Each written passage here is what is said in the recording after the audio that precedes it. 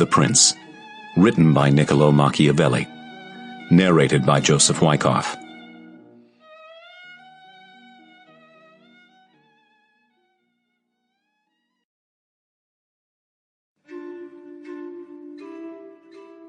Niccolo Machiavelli to Lorenzo the Magnificent, son of Piero de' Medici.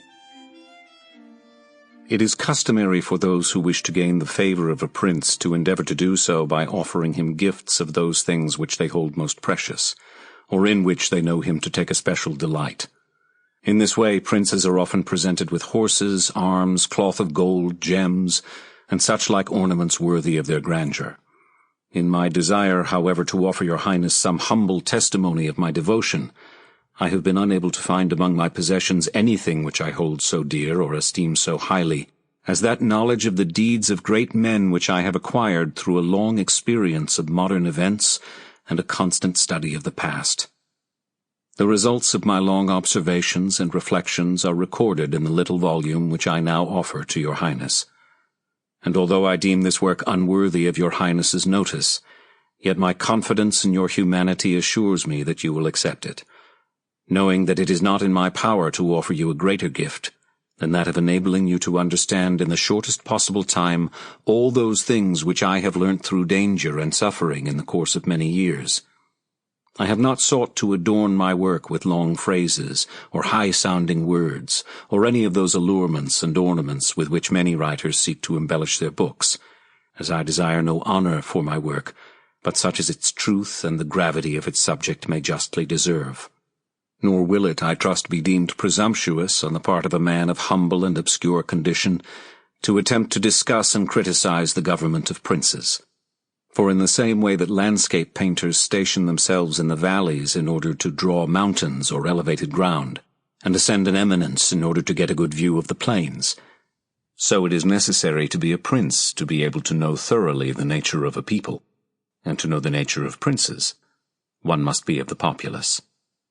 May I trust, therefore, that your highness will accept this little gift in the spirit in which it is offered. And if your highness will deign to peruse it, you will recognize in it my ardent desire that you may attain to that grandeur which fortune and your own merits presage for you. And should your highness gaze down from the summit of that eminence towards this humble spot, you will recognize the great and unmerited sufferings inflicted on me by a cruel fate.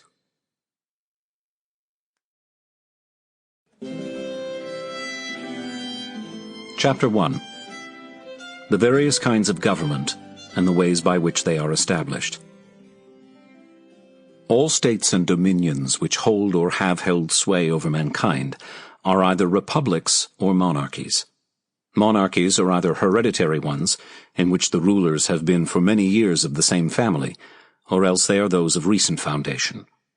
The newly founded ones are either entirely new, as was Milan to Francesco Sforza, or else they are, as it were, new members grafted on to the hereditary possessions of the prince that annexes them, as is the kingdom of Naples to the king of Spain. The dominions thus acquired have either been previously accustomed to the rule of another prince, or else have been free states, and they are annexed either by force of arms of the prince or of others, or else fall to him by good fortune or merit.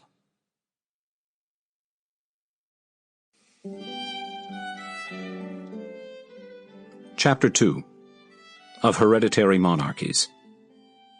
I will not here speak of republics, having already treated of them fully in another place. I will deal only with monarchies, and I will show how the various kinds described above can be governed and maintained.